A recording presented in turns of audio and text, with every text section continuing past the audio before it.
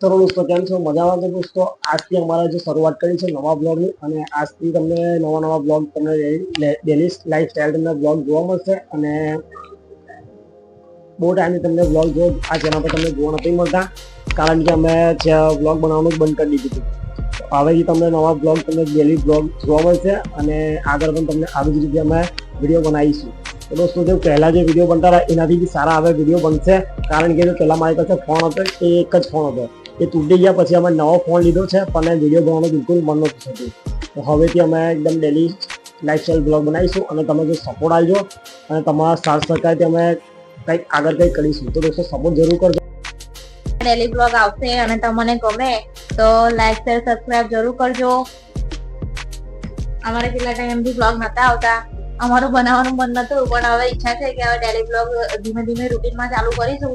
તો હવે ચાલુ કરવાની ઈચ્છા છે, તો તમે પણ સપોર્ટ આપજો, જેથી અમને પણ બ્લોગ બનાવવાની મજા આવે. તો મેડમને શું કહ્યું, અને તમને જો કંઈક કહેવા માંગતા હોય તો કહી શકો છો કોમેન્ટમાં. ઠીક છે. અને આજનું જે જમવાનું કંઈ બને છે, આલુ પરોઠા બનાવવાના છે, અને કંઈ જમવાનું બીજું કંઈ આજે કંઈ અલગ રીતે છે. કઈ રીતે બને છે? આજે આપણે મતલબ કે બટાકાને બાફીને પછી એનું સ્ટફિંગ રોટલીમાં ભરીને બનાવીએ છીએ, પણ આજે તે બાફીને પછી બટાકાને છીણીને પછી અંદર માવો નાખીને લોટ બાંધીને બનાવવાનો, એટલે અલગ રીતે બને છે.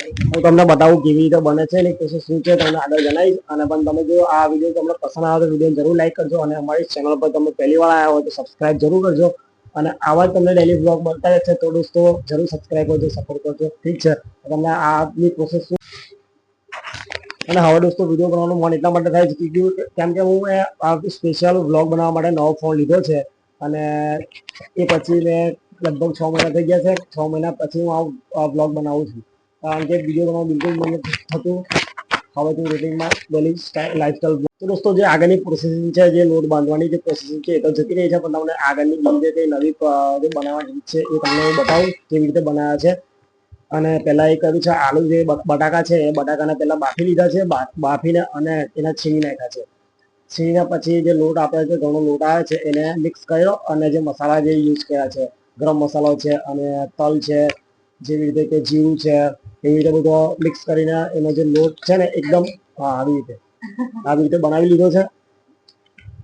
અને એને જે આપણે જે બટાકાનો માવો બનાવીએ તો અલગ રીતે નહીં બનાવવાનો, આ લોટની અંદર જ બાંધીને બનાવી દેવાનો, ને પછી આપણે પરોઠા એને વણીને શેકી નાખવાના અને દહીં જોડે ખાવાના, બહુ સરસ લાગે.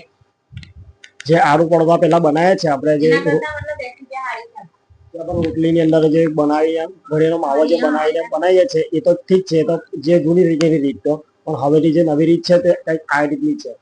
એને રોટલીનો જે આપણે લોટ બાંધે છે એ રીતે બાંધી દેવાનો, અને રોટલી જે આપણે તવામાં વળી નાખવાના તેલ લગાવીને. તેમાં તેલ લગાવો તો તેલ, બાકી ઘી લગાવી